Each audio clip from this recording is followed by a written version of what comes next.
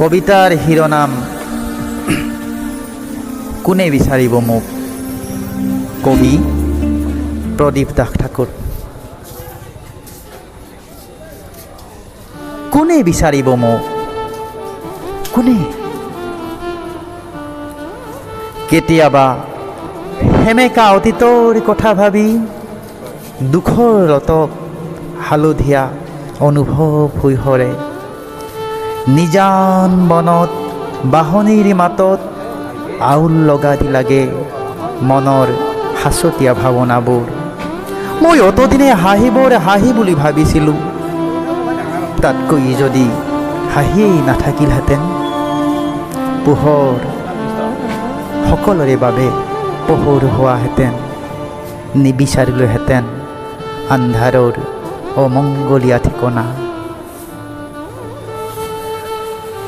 মানুহে মানুহৰ বাবে কি বিচাৰে জানিলেহেঁতেন।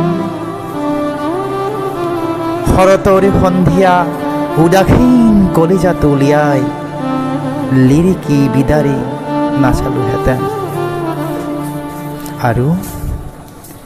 আৰু এবাৰ সজাব পৰাহেঁতেন জীৱন। সুৰণিৰ অযুগ্ম জগবোৰ মচি এখন নিকা ছবি আঁকিলোহেঁতেন নিয়াৰিকৈ। হাঁহিৰ মাজত বেদনা বিচাৰি আৰু কিমান দিন কটাম। তাতকৈ মই যদি হাঁহি হৈ যাওঁ, কোনে বিচাৰিব মোক।